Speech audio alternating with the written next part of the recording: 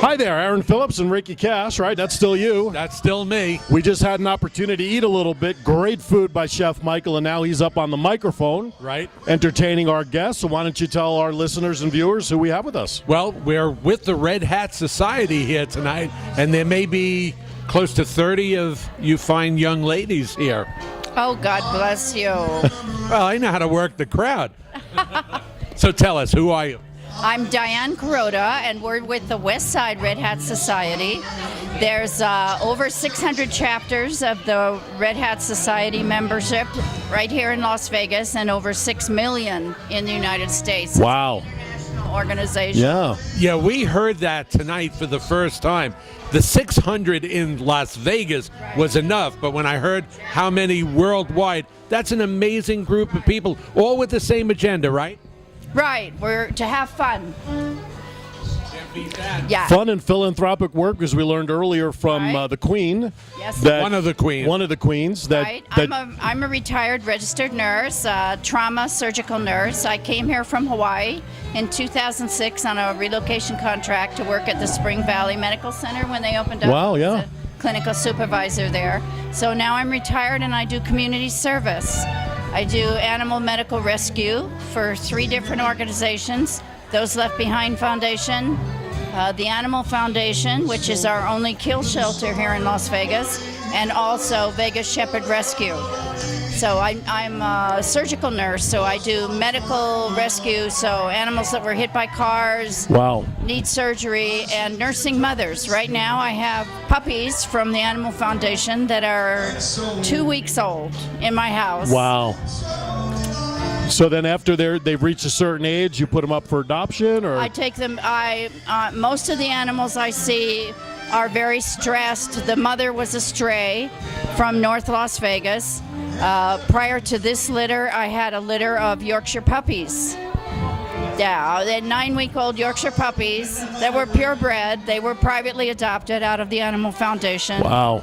And I live in Picoli Ranch. I have a large backyard with a stream and pool and ponds and koi and turtles and grass that they can run on. And for some of these animals, this will be the only opportunity they'll have to be in a safe, warm environment. But it's very important that someone steps forward and fosters these animals. I think what you're doing is amazing. And now I've learned that in Las Vegas, the dogs that are most left behind are both pit bulls and chihuahuas. Is that correct? Correct. 65% of the animals at the Animal Foundation, which is the only kill shelter, if other animals end up at other shelters, then they're fortunate. They will find foster placement, which is what I do.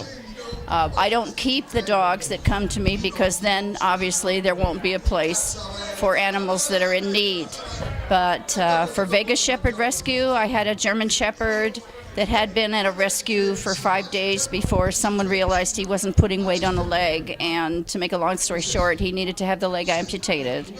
So they called me ahead of time and said, would you be willing to take this dog for about 3 months? This was a challenging surgical case, but he did fine, and he was adopted by a businessman in Boulder City.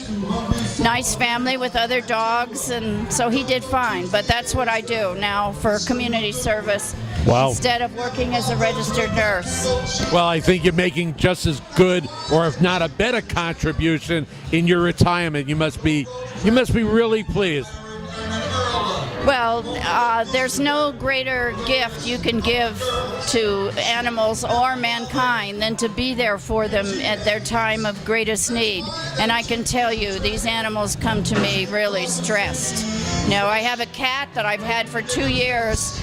Through Those Left Behind, her owner lived in Henderson and went on a round-the-world tour and got off the plane in London and dropped dead of a heart attack. And then the family took over her estate and said, we don't want her pets. So Wow. this was a one-owner cat. She was, when I got her, like 14 years old. So. Wow. And the family didn't want her, so what do you do in a situation?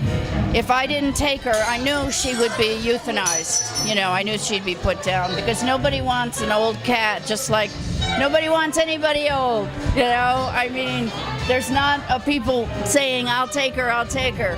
Everybody wants puppies and everybody wants kittens. Right. You know, they don't want an old cat. They don't want an old dog. And the senior dogs and the senior cats are the ones I take in, and the nursing mothers with puppies. You're doing an absolutely amazing job. Thank you. Thank you. Thank you, Diane. We appreciate you coming by, sharing your story and your experience with Red. How long have you been a member of the Red Hat Group here? I've been with Red Hats about 4 or 5 years. There Well, you go. you're certainly a wonderful contribution to Absolutely. that society. Now, go enjoy the show. Thank you so much. We'll be back.